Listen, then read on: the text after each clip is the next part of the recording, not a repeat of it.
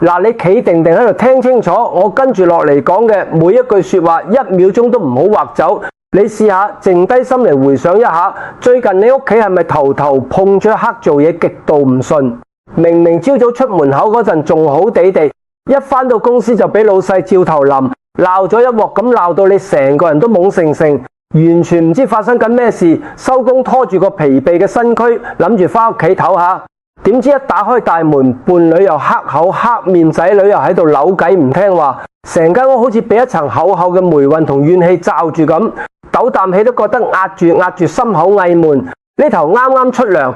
嗰頭啲錢左手嚟右手就去晒交租、找卡數、睇醫生，甚至乎屋企啲電器無端端輪住壞，要攞一大筆錢出嚟整，揾幾多都唔夠填氹，啲錢永遠都留唔住。你係咪覺得好邪、好焗、好無力？你夜晚一個人攤喺張床度，眼光光望住天花板，個心囉囉攣，諗嚟諗去都唔明，點解自己會咁折墮？點解人哋生活得咁輕鬆，自己就處處碰壁？眼淚同冷汗一齊滲出嚟，呢種感覺難唔難受？難受到想死啦！好多人一遇到呢種情況，第一時間嘅反應就係怨天尤人，覺得自己條命生得苦，覺得個天對自己唔公平。又或者覺得自己黑仔惹到啲唔乾淨嘅嘢，然後就急急腳周圍去求神問卜，聽埋啲無良神棍點花幾千幾萬蚊買啲古靈精怪嘅所謂開運擺設，買嚿水晶翻嚟，買隻銅麒麟翻嚟，擺到成屋都係以為咁樣就可以擋煞轉運。我今日企喺度好嚴肅好認真，用我幾十年嘅命理風水經驗大喝你一聲，停手，唔好再亂咁嘥錢啦！你啲血汗錢好易賺啊！你知唔知你咁亂擺陣法唔對，不但止化唔到煞，分分鐘仲會搞亂屋企嘅磁場，將啲衰氣反噬，搞到你傾家蕩產。你以為使咗錢就買到心安，你係俾人當水魚咁搵笨咋？與其俾啲無良商人攻住嚟搶，不如你今日就同我坐定定，用你對耳仔同個心聽清楚我今日要教你嘅嘢。今日我睇見咁多人喺霉運嘅苦海嗰度浮沉，我決定破例一次，將我哋道家風水入面一套從來都唔會隨便傳授俾外人嘅不傳之秘，免費咁教晒俾你。呢個方法簡單到你要嚇一跳，1分錢都唔使點花，但係個威力就大到得人驚。唔使你請神請佛，唔使你大興土木，只要你肯親手跟住做，就可以喺24小時之內將你屋企嘅磁場進行一次翻天覆地嘅大洗牌，將所有嘅霉運病氣小人氣一掃清光。等財神爺親自將真金白銀送上門，你要準備嘅嘢全部都係你屋企廚房已經有嘅，你只需要去你個廚房度攞一把粗鹽出嚟，裝大半杯清水。最關鍵亦都係最令人意想不到嘅一步，就係攞一張紅紙寫上你同屋企人嘅名，然後將紅紙實實咁壓喺呢杯粗鹽水嘅底，就係咁簡單。只要你將呢杯加咗全家人名嘅鹽水擺啱位，我敢用我嘅聲譽同你擔保，24小時之內，你屋企嗰種壓住嘅毒氣磁場就會瞬間瓦解。呢杯鹽水會好似一部全世界吸力最勁嘅磁場吸塵機咁，發狂咁將你屋企四面八方嘅霉運全部吸晒入去。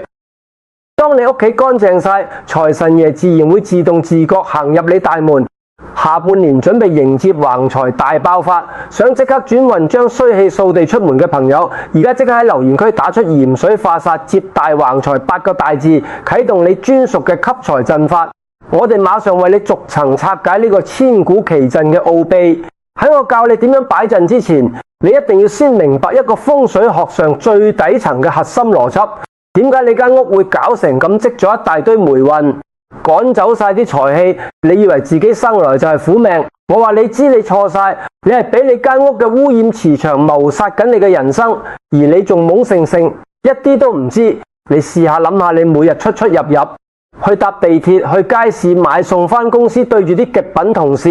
你遇到嘅每一個面孔背後都有佢自己嘅磁場。你隔籬嗰個可能頭先同人嗌完大交，成身都係怒氣同怨氣。你返工對住嗰個小人，佢成個腦都係算計人嘅陰毒念頭。你經過醫院或者污糟邋遢嘅後巷，四周圍全部都係病氣同死氣。你呢個人就好似一塊會行會走嘅超級海綿咁，喺唔經唔覺之間，將呢啲亂七八糟嘅負能量全部吸晒喺你自己件衫度、頭髮度，甚至係你嘅氣場表層。你以為放咗工返到屋企就一天都光晒。當你拖住個疲憊嘅身軀，打開道大門嗰一剎，那所有跟住你返嚟嘅小人氣、病氣、怨氣，就會好似開咗閘嘅洪水咁，一湧而入，衝晒入你間屋度。然後你閂埋大門，開冷氣，將間屋封到密一密。你知唔知你咁做等於做緊咩？你間屋而家就變成咗一個密封嘅毒氣室。你每日帶返嚟嘅負能量入咗屋就出唔返去，日積月累，呢啲黑沉沉濕滯滯嘅負能量就會喺你屋企嗰啲天花板、牆角、床下底一層一層咁沉澱同堆積你間屋嘅磁場，由一間本來應該係俾你休息叉電嘅安樂窩，慢慢變成一個充滿毒氣嘅垃圾房。你日日喺個垃圾房度食飯瞓覺，你話你點會唔病？你啲運氣點會唔差？你成家人都喺個毒氣室入面生活，情緒點會好？少少事就互相指責加無寧日。嗱，我唔係喺度危言聳聽，我做呢行幾十年見過嘅個案多到數唔清。之前有個做行政嘅旅客，30零歲嚟見我嘅時候，眼腫腫，話自己半年入面換咗3份工，份份都做唔長。唔係遇着極品老細，就係同事喺背後督背脊。明明自己勤勤懇懇做死做活，功勞永遠係人哋獲，永遠自己孭。我上到佢屋企一睇，哇，間屋細就細啦，但係雜物堆到山咁高，窗台牆角全部都係灰，一入門口就覺得焗到不得了，連呼吸都覺得重。我同佢講，你唔好怪老細唔識貨，同事針對你。你每日返到咁樣嘅屋企瞓醒，周身都係衰氣，帶住成身負能量返工，唔少人針對你先奇。後尾佢照住我教嘅方法清走雜物，擺咗杯鹽水唔夠1個禮拜，佢就話同同事關係順咗好多，之前一直卡着嘅項目批咗落來，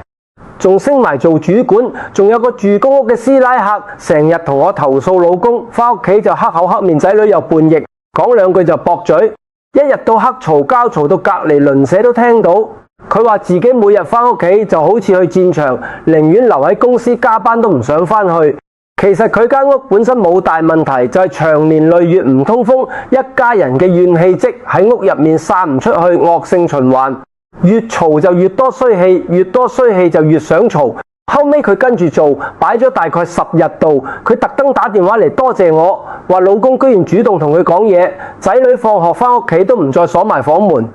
晚晚一家人可以坐埋一齊食飯睇電視。佢話呢種感覺已經失蹤咗好多年。仲有個開士多嘅老闆話自己生意越做越淡，本來隔離鋪頭冇人嘅時候仲有啲生意，後來隔離開咗間連鎖店，佢呢邊簡直直線下跌，鋪頭一日到黑都冇幾個人入來，水電費鋪租都賺唔返，急到頭髮都白埋。我同佢講，你鋪頭入面個雪櫃長年開住，濕氣重，再加上你成日將雜物堆喺門口，財氣入唔到，梗係生意唔好啦。叫佢清咗門口，雜物喺收銀台旁邊擺咗杯鹽水。結果半個月度，佢話生意慢慢翻晒嚟，仲有好多新客入嚟幫襯，話覺得佢間鋪頭入面好舒服，行過就想入去睇下。你睇下呢啲都係真人真事，唔係我編出嚟嘅。好多時候唔係你命唔好，唔係你唔夠努力，係你身邊個磁場拖住你後腳，令你明明有實力都發揮唔出，明明有機會都走寶。你知唔知財神爺最怕啲咩？財神爺係天地間最純潔、最誠意、喜樂同祥和嘅高頻能量體。佢老人家托住個大金元寶，滿心歡喜咁想走入你屋企派錢，但係一行到你門口，仲未入屋，就聞到你間屋傳出一陣陣由怨氣、晦氣、病氣撈埋一齊嘅化學毒氣，再聽到你屋企兩公婆嗌交，嗌到嘭嘭聲，成間屋死氣沉沉。你話如果你係財神，你會唔會行入去？梗係即刻擰轉頭走啦，仲會行快2步添啊！你屋企嘅煞氣同怨氣就好似一道隱形嘅銅牆鐵壁咁，將所有嘅財運同貴人全部擋晒喺出邊。你親手將自己嘅財路斬斷，仲喺度怨個天，點解唔公平？你話你係咪好冤枉？所以你要解決問題，就必須要用最剛猛嘅手段，將屋企嘅毒氣磁場強行逆轉。而呢個時候就輪到我哋今日嘅主角出場，一杯粗鹽水加一張寫咗名嘅紅紙。你可能會問，鹽同水通街都係，點解會有咁大嘅威力？我而家就同你將呢個原理拆到散晒，同你講清楚。第一，點解一定要用粗鹽？呢個係重中之重。你即刻去廚房望下你個鹽燜，如果你見到嘅係嗰啲白雪雪幼絲絲倒落湯度，一攪就溶晒嘅精製幼鹽，你千祈唔好用佢嚟擺嗰陣。你平時煮餸用佢冇問題，但係用嚟做風水化煞，你用幼鹽就等於喺度玩泥沙，一啲用都冇。點解？因為呢啲幼鹽係經過重重化學加工漂白精製嘅工業產品，佢裏面所有大自然嘅天然礦物質，仲有最重要嘅大自然靈氣已經被完全破壞晒。你用舊無靈魂嘅死物去化煞，簡直係痴人說夢話。你一定要去買最原始嘅粗鹽，即係海鹽或者生鹽，你攞上手睇下，真正嘅粗鹽，佢嘅結晶係唔規則嘅，顏色唔係死白，係帶少少灰或者微微嘅黃紋落去，仲會有一陣好獨特嘅海水味。呢啲粗鹽係大海同太陽嘅親生仔，佢喺一望無際嘅大海度吸收咗無數個日與夜嘅太陽極陽精華，再經過海風成年累月咁吹，慢慢結晶沉澱，每一粒粗鹽都係一個充滿住宇宙純陽之氣嘅能量濃縮。遠喺玄學嘅角度，鬼怪邪靈霉運病氣全部都係屬陰嘅邪物，佢哋最怕嘅係咩？就係陽光熱力同剛正之氣。粗鹽就係呢股極陽之物嘅終極代表。由古到今，不論東方定西方，粗鹽都係用嚟驅魔辟邪淨化磁場嘅第一法寶。你細個有冇見過你阿媽阿婆新居入伙嘅時候，會拿住包粗鹽，由廳到房四個角都灑一圈？呢個就係老祖宗傳落嚟淨屋嘅方法。仲有去完醫院參加完白事返屋企，長輩都會叫你先唔好入門，拿啲鹽混咗水潑少少喺身邊，或者掃下三腳先好入屋。呢個就係用粗鹽嘅陽氣將你帶返嚟嘅陰氣隔喺門外。仲有細路仔細個成日夜晚喊瞓唔安穩，阿婆就會縫個細鹽包放喺個枕頭底，好多時第二晚就瞓得好好。呢啲都係民間代代相傳嘅智慧，唔係冇道理嘅，就連外國都一樣。歐美啲人覺得黑仔或者覺得屋企有古怪，都會灑粗鹽喺門口同窗邊，認為可以擋邪靈同負能量。你諗下，全世界唔同文化唔同歷史，居然都一樣認為粗鹽可以淨化辟邪。呢樣嘢仲唔夠證明粗鹽嘅威力？只係而家嘅人太過急功近利，總覺得貴嘅先係好嘅，反而忽略咗呢啲身邊最平最實用嘅寶貝。你將呢嚿極陽能量體放喺屋企，啲陰濕濕嘅霉運一感受到佢嘅氣場，即刻嚇到魂飛魄散。第二，既然粗鹽咁犀利，點解仲要加水？如果你淨係擺一碟乾嘅粗鹽喺度，佢嘅作用只係被動嘅鎮壓，即係話佢可以將附近嘅衰氣困住，但係佢冇辦法主動出擊去消滅全屋嘅霉運。呢個時候就需要水嘅力量。水喺風水學上主流動、主財運，亦主溶解。你可以將水想象成一個好勤力嘅搬運工人。你屋企啲霉運係一啲黐喺牆角袈裟上面嘅頑固污漬。當你加咗一杯水落去，水分會慢慢蒸發，形成一股微細但無處不在嘅氣流。呢股水氣會將空氣中同物件表面嘅負能量溶解，將佢哋變成好細嘅負能量粒子。跟住落嚟，粗鹽嘅強大吸附磁場就會發揮作用，好似一部超級吸塵機咁，將呢啲帶有負能量嘅水分子全部吸晒入去個杯度。一吸入去，即刻俾鹽嘅陽氣中和同殺死。呢個一溶一吸嘅過程不斷循環，就好似幫你間屋嘅磁場做緊血液透析咁，將衰氣全部抽走，留翻乾淨嘅好氣場喺屋企。呢個就係風水上最高境界嘅水火既濟，陰陽調和，一陰一陽一拍即合，產生出一個生生不息嘅強大淨化能量場。好啦，講到呢度，最戲肉亦都係最不能出錯嘅一步嚟啦。大家攞定紙筆抄低，做錯一步，財神爺就唔認得你。你可能會諗，淨係放杯鹽水咪得咯？點解我個標題要寫明，寫埋個名放落去？你試下諗下，空氣中咁多磁場杯鹽水，點知邊個係你屋企人，邊個係外人？如果佢亂咁吸，或者將你本身僅餘嘅好運都吸走埋，點算？你將屋企人個名寫落去，就等於喺茫茫宇宙之中，為呢個化煞局安裝咗一個專屬嘅 GPS 定位系統。杯鹽水就會認主，佢會精準定位名單上面嘅人，專門幫你哋擋災吸病氣化小人，絕對唔會整錯人。聽清楚實操步驟，一步都唔可以錯。第一，去文具鋪買一張正方形嘅利是封紅紙，千萬唔好用底面都有字或者印滿圖案，嗰啲要最普通乾乾淨淨嘅純紅紙，紅色屬火代表辟邪同生機。第二，用一支黑色原子筆，記住一定要黑色，因為黑色屬水，水能聚財。喺紅紙正中間，由大至細，由長輩到晚輩，將依家同你一齊住緊喺呢間屋嘅屋企人全名一筆一畫，好鄭重咁寫落去。如果仔女結咗婚搬咗出去或者已經移民，就千祈唔好寫，因為唔同屋氣場就唔同，你夾硬寫落去，只會將遠方嘅不明磁場拉扯埋一齊，反而會亂咗個局。即寫同住嘅人，呢個係鐵律。可能有人會問，寫個名落去真係有咁大作用？我同你講，道家歷來都有明者命也嘅講法。你個名由細到大俾人叫幾萬次，每叫一次就同你嘅氣場綁定一次，你個名就等於你嘅氣場代號，係宇宙入面專屬於你嘅頻率。就好似每個人都有自己專屬嘅電台頻道，你寫低個名就等於調準咗個頻道。杯鹽水先可以精準接收你哋一家人嘅氣場，專門幫你哋吸走屬於你哋嘅衰氣。以前有個大媽客就係唔聽講寫嘅時候，連已經嫁咗去第二度嘅嗰個女同埋孫仔都一齊寫埋，話想一齊幫佢哋轉運。結果擺咗3日，自己屋企冇事，反而個女係外邊突然間跌傷咗腳，佢自己就晚晚發夢，夢到雜七雜八嘅人。後來問我話你亂寫一通，將唔同屋嘅氣場扯埋一齊，個陣法亂晒，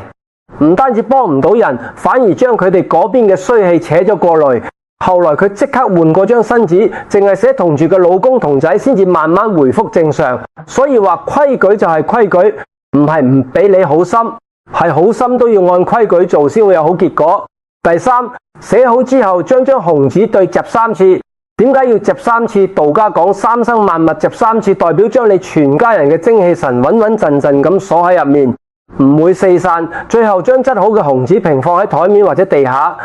然後將裝滿粗鹽同8分清水嘅透明玻璃杯或者白色陶瓷杯，好鄭重咁壓喺紅紙上面。記住個杯一定要係透明或者純白，唔好用花花綠綠嘅杯，更加唔可以用膠杯。塑膠屬火，會散走晒鹽水嘅靈氣。當個杯壓落去紅紙嗰一刻，我話俾你知，你屋企嘅專屬防護罩就正式啟動。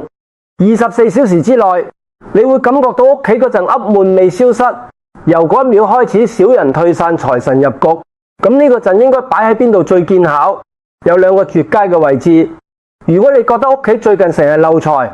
啲錢揾極都唔夠使，你就將佢擺喺客廳嘅明財位，打開大門，面向客廳左手邊或者右手邊嘅利15度。對角線角落就係明財位，清空嗰度嘅雜物，將鹽水壓名陣擺喺嗰度，佢就會幫你吸走財位嘅晦氣，令你下半年橫財就手。如果你覺得屋企人最近成日生病，或者你自己晚晚失眠發噩夢，你就將個陣擺喺你睡房嘅床頭櫃底或者客廳嘅陰暗角落，佢會喺你瞓覺最無防備嘅時候，默默幫你吸走體內嘅病氣同負能量，令你第2朝起身精神百倍。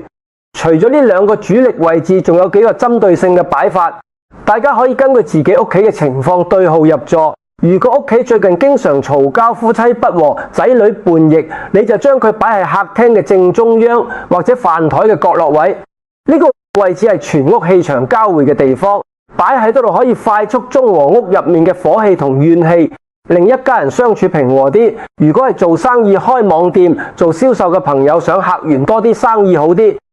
你可以除咗屋企，係公司嘅收銀台或者辦公桌，左手邊都擺一杯，幫你吸走小人氣，招來貴人同生意。如果屋企有讀書嘅小朋友，就可以擺係佢書桌嘅左手邊，唔好擺係正前面擋住視線。呢個可以幫佢定心神，唔會成日心散散坐唔定，讀書都專心啲。仲有幾個絕對唔可以擺嘅位置，大家一定要記死，擺錯咗效果大打折扣。第一，絕對唔可以擺喺廁所門口或者廁所入面，廁所係全屋胃氣最重嘅地方。你擺喺度杯鹽水，唔單止吸唔到衰氣，反而會吸滿晒廁所嘅胃氣，越擺越衰。第二，唔好擺喺廚房灶頭旁邊，灶頭屬火，火會黑水，直接卸掉鹽水嘅淨化能量，擺咗等於白擺。第三，唔好擺喺鞋櫃上面或者鞋櫃旁邊，鞋帶住出邊嘅塵，埃及衰氣雜氣太重。會干擾個陣法。第四，唔好擺喺橫梁正下方，橫梁壓頂本身就係煞氣，會壓住個陣法嘅能量，發揮唔出效果。呢啲都係幾十年經驗總結出嚟嘅細節。好多人話自己擺咗冇用，十居其九都係擺錯咗位置，唔係方法唔靈，係你冇做對細節。不過你定啲嚟，喺你急不及待想去擺陣之前，我必須要先同你講一個更十萬火急、關乎生死嘅警告。因為就算你個陣擺得幾咁完美，如果你唔識得點樣收尾同處理首尾，你所有嘅心血都會白費，甚至會惹禍上身。各位朋友，你同我聽清楚，嚟緊呢一部分係我呢條片入面最重要嘅禁忌，重要過你聽過嘅任何嘢。你唔好諗住擺咗杯鹽水喺度就大安旨意，攤攤腰等運到。我話你知危機，而家先正式開始。你聽清楚我呢句說話。呢杯鹽水絕對唔係死物，佢係一個為你全家頂災擋煞嘅替身。你記唔記得我話佢係一部吸塵機？佢開動咗之後就會日日夜夜不眠不休咁瘋狂吸收你間屋入面嘅病氣、晦氣、小人算計嘅陰毒能量。你放咗佢幾日之後，你一定要去觀察佢。你望下個杯底，如果啲粗鹽開始結成一粒粒好似石頭咁嘅硬塊，又或者你見到杯水嘅顏色由本來嘅清澈透明開始慢慢變黃變灰，甚至乎浮出一啲古靈精怪好似蜘蛛網咁嘅結晶體，或者黑色漂浮物，呢啲絕對唔係你啲鹽過期，亦唔係你間屋有灰塵。呢啲現象就係鐵證，證明呢杯鹽水已經幫你食咗極大量嘅毒素。佢就好似一個奮不顧身幫你擋咗一刀嘅保鏢，佢自己已經身受重傷，成身都係毒。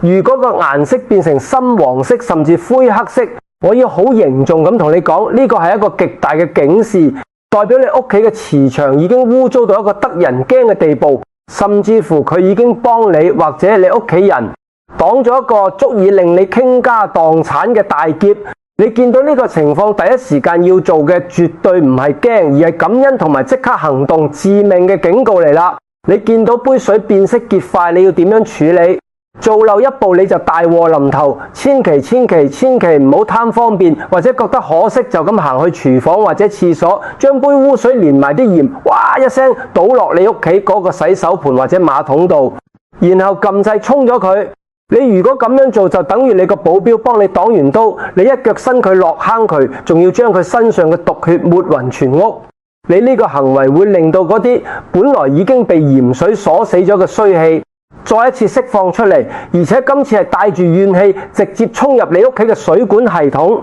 你屋企嘅水管四通八達，你咁樣一衝，等於將啲濃縮嘅毒藥由內到外噴翻晒入你間屋度，後果係點？輕則你全家病到七彩，重則就係將已經到咗門口嘅橫財一腳踢走，仲要惹埋官非同血光之災。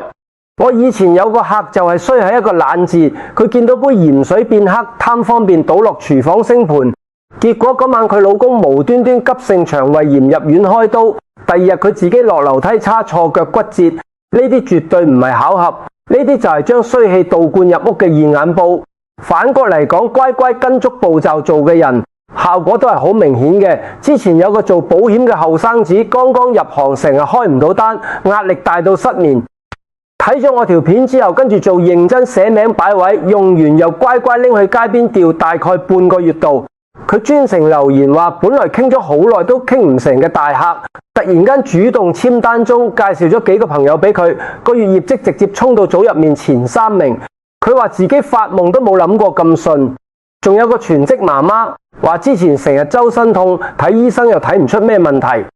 擺咗喺床頭之後，睡眠質素好咗好多，朝早起身唔再攰累累，連成日鬧情緒嘅仔女都乖咗好多。所以話方法唔難，難嘅係你肯唔肯認真做，肯唔肯按規矩做。好多人半信半疑，隨隨便便揾個杯，隨便寫2個字，擺2日就話唔靈。唔係方法唔靈，係你自己唔夠誠心，又唔跟足步驟，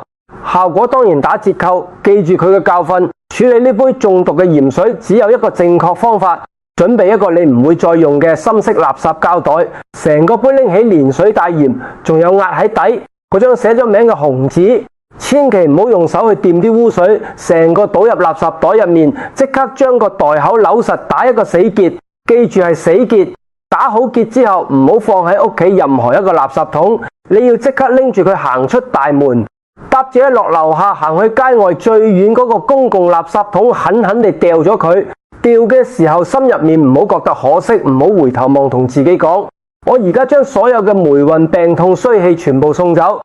做完返到屋企，洗乾淨對手，重新攞隻新杯，寫過張新紅紙，再擺過一杯全新嘅鹽水。呢個替換嘅循環，你一定要嚴格執勤，直到你發現嗰杯鹽水擺咗1個禮拜都依然清澈見底，無變色無結塊，咁就恭喜你，你屋企嘅磁場已經徹底淨化完畢。財神爺已經安穩咁坐喺你客廳嗰度啦。講到呢度，我呢個講足咁耐嘅人，成個心都覺得好激動。你睇下，由開頭我指出你哋嘅痛點，到中間拆解宇宙磁場嘅奧秘，再到頭先我厲聲警告你點樣處理衰氣，我呢一分心血為嘅係咩為嘅？唔係要你哋覺得我好叻，而係要你哋真真正正咁明白風水命理從來都唔係啲神神化化嘅嘢。更加唔係要用嚟呃你錢嘅迷信，佢係我哋中華民族老祖宗經過幾千年觀察大自然沉澱落嚟嘅環境、科學同磁場管理學。你平時使幾千幾萬蚊去買名牌去食大餐，除咗一時嘅虛榮，佢哋幫到你啲咩？你一家人嘅平安健康，你嘅財運，呢啲先係人生最無價嘅財富。今日我教你用10幾蚊買包粗鹽加一杯水，同一張紅紙就可以將你成間屋嘅毒氣排走俾你，全家一次重生嘅機會，用幾十蚊嘅成本去換你全家大細下半年嘅健康同埋順風順水。呢筆數絕對係你呢一世做過最抵最醒嘅投資。但係各位朋友，你呢一刻嘅精明絕對唔應該淨係得你自己知道。你望下你個手機通訊錄，你嘅父母、老爺奶奶，佢哋年紀大，成日話瞓得唔好，周身骨痛。你嘅兄弟姊妹可能最近做嘢頭頭碰着黑生意，唔上唔落。你嗰啲好朋友可能最近因為小人同錢銀問題，搞到成個人殘晒。你明知佢哋俾霉運纏住你，明知你手上面有一個咁簡單、咁神奇，而且完全唔使佢哋花大錢嘅化煞方法可以幫到佢哋。如果你唔分享俾佢哋，你過唔過意得去？我好鄭重咁同你講一個宇宙終極法則：愛出者愛返，福往者福來。你千祈唔好以為將呢個秘密收埋得你自己發達就好聰明，你大錯特錯。天地之間有一個精密嘅計分系統。你今日願意花幾秒鐘嘅時間，將我呢條影片分享去你嘅家族 WhatsApp 群組，或者發俾你心目中嗰個最需要轉運嘅親人同朋友。你嘅呢一下起心動念就係最純粹嘅積德行善。你唔單止係教緊佢一個風水嗰陣，你係喺佢人生最迷茫嘅時候遞咗一條救命繩俾佢，幫佢避開未來可能遇到嘅災劫，幫佢打開財富嘅大門。你呢個巨大嘅功德，上天係會一清二楚記錄低嘅。你幫人擋災催財，上天一定會將雙倍甚至10倍嘅財富同福報回向俾你同你嘅屋企人。可能有人會覺得咁好嘅方法講出嚟俾人學，人哋好咗會唔會分薄我嘅運氣？呢個諗法就大錯特錯，而且非常之窄。我同你講，風水命理入面最講究嘅就係氣場流動，好似水一樣，要流動先會生財，死水一潭只會發臭。你將好方法分享俾人，幫人脫離霉運，呢個就係法布施，係所有布施入面功德最大嘅其中一種。你睇下世間上真正有錢有大福報嘅人，邊個係孤寒縮骨，乜都收收埋埋嘅？越係有福氣嘅人，越中意幫人，越幫人，佢嘅福報就越厚。呢個就係良性循環，反而係啲事事計較，樣樣都怕人哋着數嘅人，個氣場係收埋縮埋嘅財氣，入到去都走翻出嚟，自然賺極都有限。你今日分享呢條片唔係叫你捨棄自己嘅運氣，而係通過幫人將自己個氣場打開，變成一個有福氣嘅通道。上天見你有善心，自然會將更多嘅財富同貴人送到你身邊。呢個唔係我講嘅，係幾千年流傳落嚟嘅因果法則，從來冇走雞嗰種善因得善果。你今日幫咗人，他日你遇到困難，自然會有大貴人走出嚟幫你。所以你唔好再等，即刻撳分享掣，將呢條片掟入去你所有嘅親友群組度，同佢哋講呢個大師教嘅鹽水嗰陣真係好實用，快啲睇，快啲學，幫全家轉運。仲有千祈唔好忘記，我會定時定候將外面啲風水師收你幾萬蚊先肯教嘅秘法，免費公開俾大家睇。你想以後第一時間掌握自己命運，學到更多唔使花錢嘅改運秘技，即刻撳一下影片下方嘅訂閱按鈕，最緊要係打開埋隔籬嗰個小鈴鐺，咁你就唔會錯過任何一次可以令你人生大爆發嘅機會。最後就喺你準備去廚房揾包粗鹽出嚟布陣之前，我要你為自己、為你屋企人做埋最後一個神聖嘅儀式，請你拉落去留言區，用你最堅定、最真誠、最渴望轉運嘅意志，打出一句口號：鹽水化煞，全家暴富。你打完呢8個字，唔單止係一個留言，你係喺度向全宇宙宣告：我由呢1分鐘開始要同霉運徹底斬纜，迎接我嘅全新富貴人生。我會親自喺後台為每一位心懷正念、認真祈願嘅朋友，一個一個咁點讚加持，將最強大嘅正能量隔空祝福俾你哋每一個人。祝願各位朋友喺擺咗呢杯鹽水之後嘅24小時內，霉運全消，小人退散，財源滾滾，全家上下由頭順風順水到尾。我哋下條片再見。